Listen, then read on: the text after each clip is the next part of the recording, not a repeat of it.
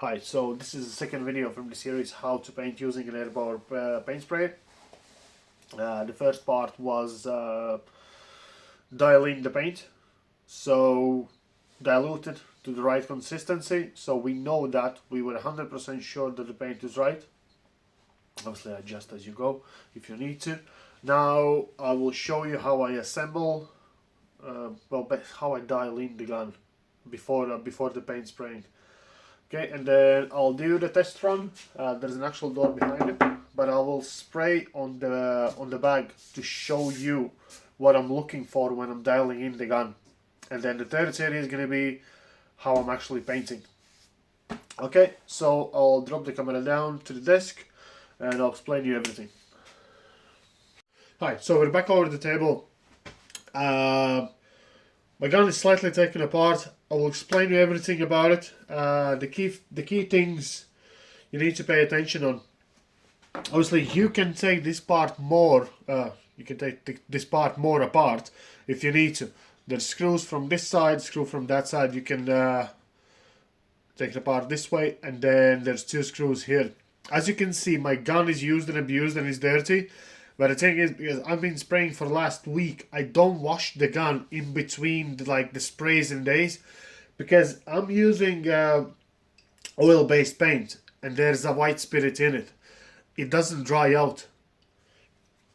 So the only bit that dries is the tip of the nozzle, yeah? And you don't really need to do so. But if you're gonna leave it for too long, this stuff gonna cure and you're not gonna be able to open a gun. So if you have a 2-day project, don't worry about it. At least from my experience with oil-based paint, don't worry about it. You don't need to wash it. Just clean the tip, and you can spray straight away. So sometimes, let's say doors, you need to spray 4 times, yeah, depending on the door and the color and stuff like that. So I wouldn't wash my gun. So, what are we doing? We're trying to assemble a few really important bits. When you have a paint, yeah, I still have paint in mine. When you have a paint in the jar, in a container, try to keep the gun always in a stand, yeah, itself. Because if you're gonna leave it on the floor, it's gonna tip over. The problem that it's gonna cause is the paint can get into this one-way valve. So this one-way valve allows the pressure come into the jar, into the container, and then it forces out through this tube here, yeah, and then it actually forces out through the gun. If this will be clogged, the pressure will try to get in through this tube, and then when the pressure builds enough, it will spit it out.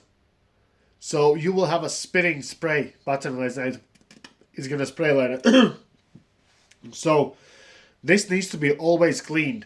So as you can see, mine's a little bit messed up with the paint because I tipped my gun over a few times.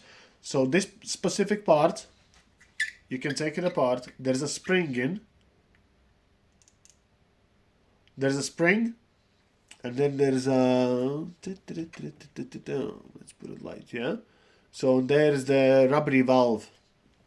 So it's the spring is sealing it against this bit here. So you need to make sure that this valve is not stuck. So I don't need to wash it. I know if I haven't dropped my gun, I don't need to worry about it. So I'll assemble it together. That goes in there. You should be able to get.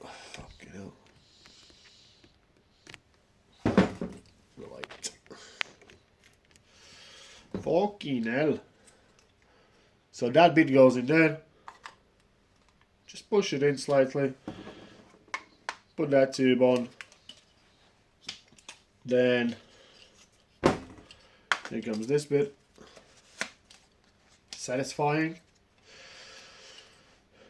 And okay, I'll finish assembling on and I'll explain.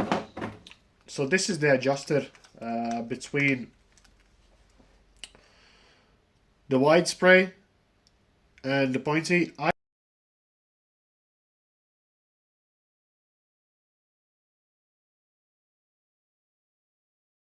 Okay, but yeah, I have it on a wide spray.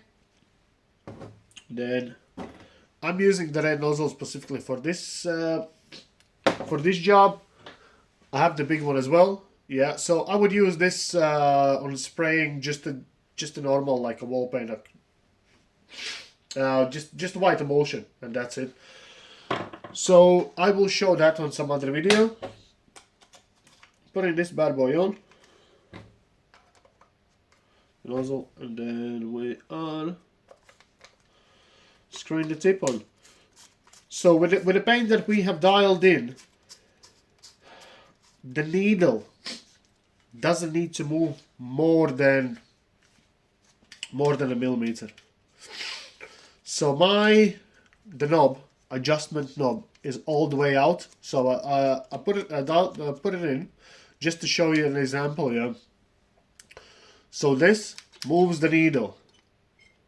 God knows, maybe even 10 mil. That is way too much for this job that we do. Because if you're gonna spray walls with emulsion paint, yeah, it's fine for paint to come out, but it's gonna be way too much for the oil based. So when you tighten this knot, it presses the needle in. Yeah. So the problem is, even if you're gonna unscrew this knot all the way out, all the way before it falls out, yeah. Yeah, so that's it. So as soon as it starts to tighten, that is way too much. Even with it not completely out, the needle moves about 3 millimeters. We need to get below 1 millimeter for needle to move. So what we do, we tighten the knot to the very end. So, and this knob gets loose. Okay? And then I can adjust with an adjuster the right amount, how much I need for needle to move. And then you can get those super nice small spray out. If you need to get into intricate details, you go below 0.5 mil, and then for the normal spray you would go with 1 mil. So you can see how much it moves. See? That is maximum 1 millimeter. So I'll fill up the gun and I will show you example with exactly this adjustment, what spray pattern we can get and stuff like that. Okay, so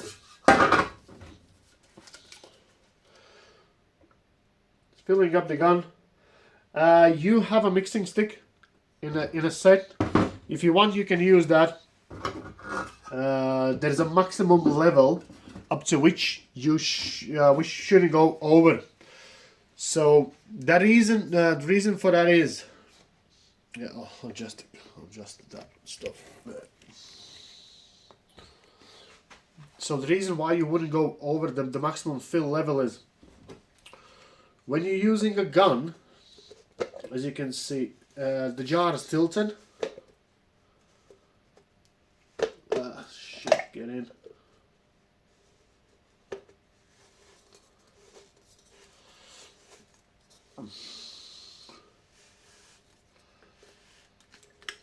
So when you're using a gun, the jar is tilted, and you don't want to splash around too much, and you definitely don't want to get into that valve. So that's why the maximum filling level, I wouldn't go higher than this point around here, yeah, over the top, shoulder, call it what you want. So very important thing is, never ever try to remove the nozzle, unscrew this nut while there is a still pressure in a jar. So the one-way valve, so the pressure goes in, and if you stop using the gun, you're gonna switch off the machine itself. What's gonna happen? The pressure will stay inside the gun. If you need to relieve the pressure first before you start to deassemble it. I've done that mistake twice. Don't ask me why. Then the paint, as soon as you undo the needle, I'll show you what's happening. Don't need that. So as soon as you remove this stuff, So the paint comes out through that tube, and this nozzle is sealing against it. If you will remove it, all the pressure in the tank is gonna push the paint out, and it's gonna leak inside the gun. As you can see, yeah, it happened with me before. It's gonna run down the pipe. When you're gonna switch it on for the next spray, that's something on the lid, probably paint. When you're gonna switch it on for the next spray, it's gonna spray the paint out through the these air holes on the sides, and obviously it's gonna mess up the job. If it's a door, you'll have to wipe it down, or you'll have to leave it and then sand it and stuff like that. So we don't want to do it. So when you're using a gun, always use the stand, and never unscrew the nut. This nut while the pressure is still inside the gun. I think that's it. Those 2 warnings.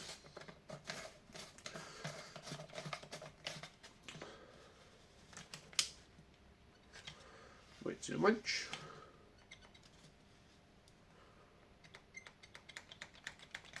Yeah.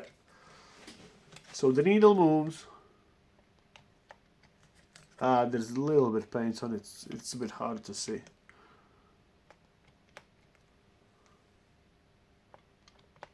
Yeah.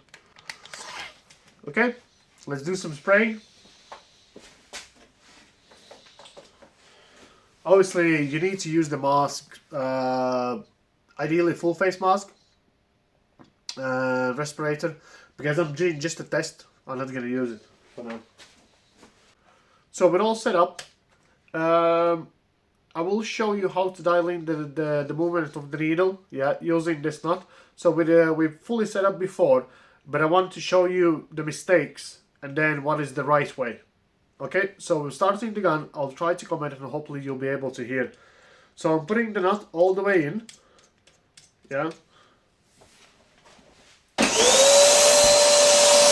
So now I will be spraying with the nut all the way in. You can see how much paint is coming out, yeah? So you can see that.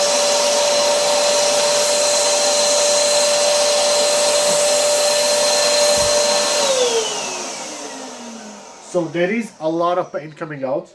You will be able to cover a lot of area, but there is zero control. And as well, you can see there are big droplets. Yeah, I'll take you off the stand and I will show you close up. So you can see these big droplets.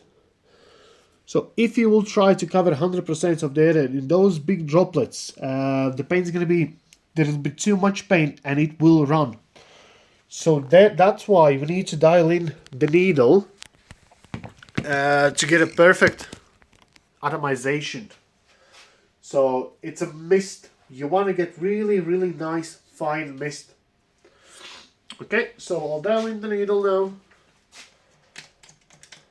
And yeah, better start smaller and then you can go back. Okay.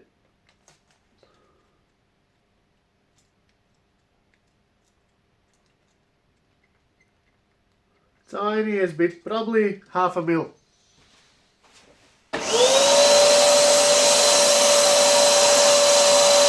So you can see, okay, that's not enough.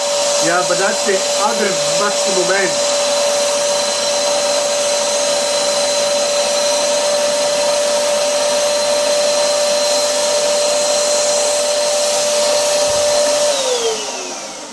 So, but you can see, I went really, really close in.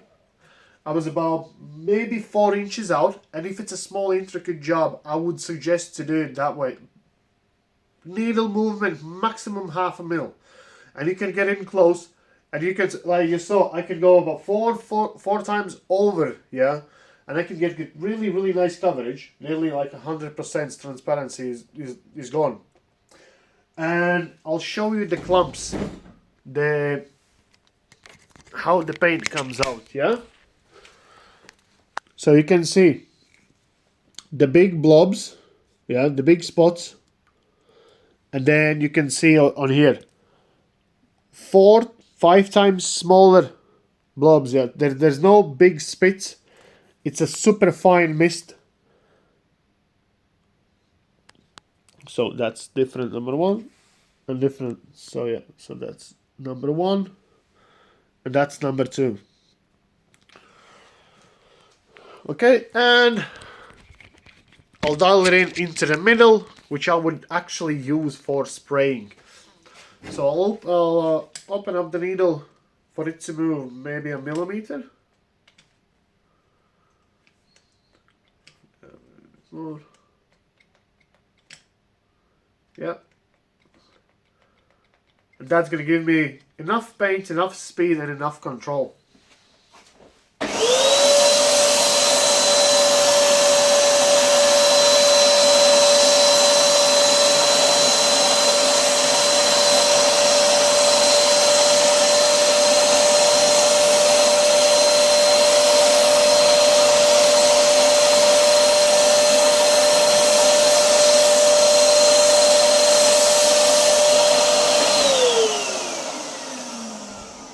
So that's it. I think it's a perfect example. We can achieve a really good job. So the next steps will be actual painting, and I will show you. I just did already on a door on this bin bag. I will finish the bin bag fully paint, but I will paint actual door the second time, and I'll put a finished job pictures in at the end of the video. Okay, thanks guys.